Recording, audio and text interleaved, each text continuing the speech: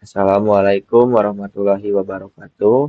Perkenalkan, nama saya Adam Hadi Fitrianto dengan NPM 2442022 dari kelas IFJ.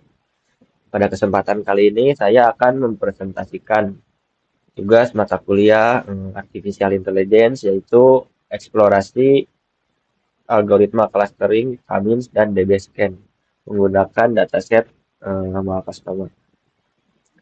Nah, pertama ada tujuan tugas kita yaitu pertama untuk melakukan eksplorasi dan eksperimen pada parameter algoritma clustering K-means dan DB-scan agar kita dapat memahami bagaimana cara kerja kedua algoritma tersebut. Lalu yang nomor dua itu kita akan menganalisis perbandingan hasil dari kedua algoritma. Apakah hasil K-means lebih baik daripada DB-scan atau DB-scan lebih baik daripada K-means. Selanjutnya, kita akan membuat juga visualisasi hasil clustering, lalu menyimpulkan pola yang terbentuk dari hasil tersebut. Lalu ada penjelasan K-means. K-means ini adalah algoritma clustering berbasis pusat cluster atau bisa disebut centroid. Algoritmanya ini membagi data menjadi K kelompok berdasarkan jarak terdekat ke centroid. Lalu proses dilakukan berulang sampai posisi centroid stabil. Parameter utamanya yaitu K sama dengan jumlah klaster yang ingin dibentuk. Ini gambar contoh dari K-means. Selanjutnya ada penjelasan DB-scan. DB-scan ini adalah algoritma clustering berbasis kepadatan. Berbeda dengan K-means sebelumnya yaitu yang berbasis pusat klaster. Yang ini DB-scan ini berbasis kepadatan. Dia cocok untuk mendeteksi klaster dengan bentuk yang tidak beraturan. Dia juga mampu mengidentifikasi noise. Noise itu poin-poin yang tidak masuk ke dalam klaster manapun. Parameter utamanya yaitu EPS. EPS itu radius jarak antar setiap data dan min sampel minimal tetangga dalam radius EPS untuk membentuk klaster. Contohnya ini. Lalu kita masuk ke eksperimen. Pertama ini kita deskripsi dulu dataset yang akan digunakan. Judul dataset yang akan digunakan itu mall customer dataset. Dataset ini diambil dari Kaggle dengan nama mall customer dataset. Datasetnya berisi data pelanggan berupa usia, jenis kelamin, pendapatan tahunan, dan spending score. Lalu fitur utama yang akan kita gunakan itu ada dua, yang itu fitur annual income dan spending score. Dataset ini cocok untuk clustering karena datanya sederhana dan memiliki pola pembelanjaan yang jelas. Oke, nah ini hasil eksperimen yang sudah dilakukan menggunakan algoritma K-means. Eksperimennya dilakukan sebanyak 5 kali percobaan dengan nilai K mulai dari 2, 3, 4, 5, sampai 6 untuk mendapatkan hasil yang terbaik.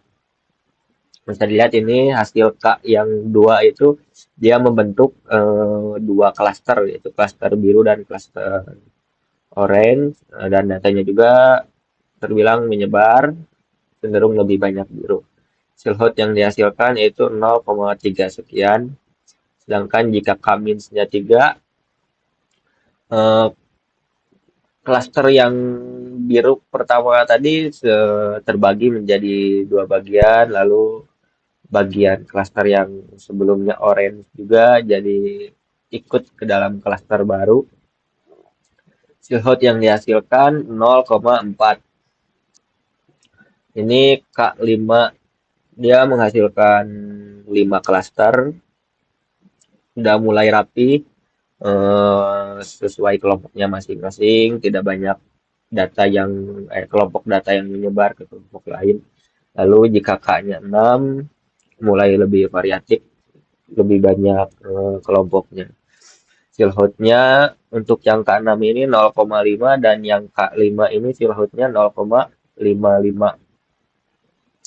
Hasil terbaik yang didapatkan ini yaitu K5 karena dia memiliki silhouette paling bagus yaitu 0,55 dan bentuk klasternya pun cenderung lebih rapih dan juga lebih stabil. Oke, selanjutnya hasil eksperimen DB-Scan.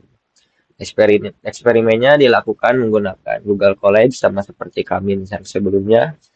Hanya saja untuk DB-Scan ini dilakukan 12 kali percobaan dengan kombinasi EPS mulai dari 0,2 sampai 0,8 dan min sampelnya 3, 5, dan juga 8 untuk mendapatkan hasil yang terbaik.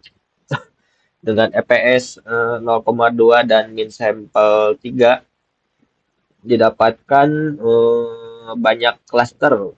Ada 12 klaster, lalu noise-nya juga terbilang banyak.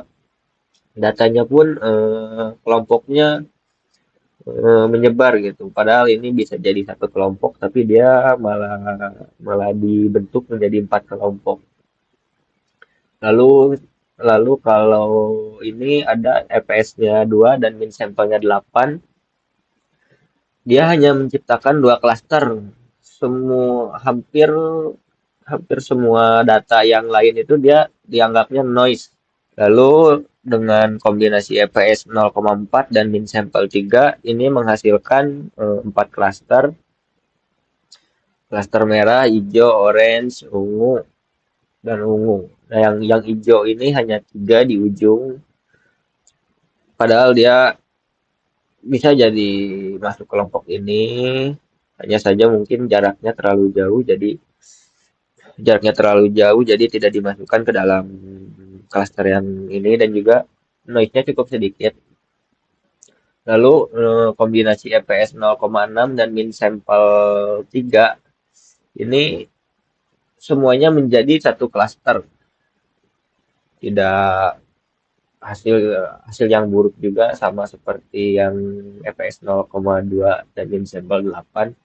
Jadi menurut saya tidak didapatkan hasil yang baik pada dataset ini menggunakan DB-Scan karena ada yang noise-nya karena ada banyak data yang dianggap noise, ada pula yang eh, hanya menghasilkan satu klaster tidak efektif. Ini yang saya tampilkan enam hanya 6 hasil yang ditampilkan di PowerPoint ini. Untuk yang lainnya dilampirkan pada pengumpulan tugas nanti. Oke, selanjutnya ada perbandingan Cummins versus DB-Scan. Cummins ini hasilnya cenderung lebih stabil dan klasternya pun rapi. Dia cocok untuk data terstruktur, hanya saja tidak bisa mendeteksi outlier seperti yang di ujung-ujung ini, padahal dia bisa merusak hasil rata-rata untuk mendapatkan titik tengahnya. Dan algoritma Cummins ini paling cocok digunakan pada dataset yang sedang kita gunakan sekarang. Sedangkan DB-Scan ini dia banyak menghasilkan noise jika EPS-nya kecil, lalu sensitif terhadap parameter, tetapi bisa mendeteksi outlier dan kurang efektif pada dataset small customer ini. Dan ini hasil yang terbaik dari kedua algoritma dan dari semua hasil yaitu Cummins dengan nilai K-nya itu 5. Oke, kesimpulan, jadi Cummins ini dapat menghasilkan klaster terbaik pada dataset small customer yang kita gunakan karena datanya itu cenderung terstruktur dan pola klasternya jelas. DB-Scan kurang cocok karena menghasilkan noise tinggi dan sensitivitas parameternya yang besar. Secara keseluruhan, hasil clustering mampu menunjukkan beberapa segmen pelanggan seperti high income, high spending, low income, low spending, dan lainnya. Sekian presentasi dari saya untuk link Google Colab yang berisi kode algoritmanya ada di link di sini. Untuk link YouTube presentasinya menyusul setelah video ini selesai. Sekian dari saya. Wassalamualaikum warahmatullahi wabarakatuh.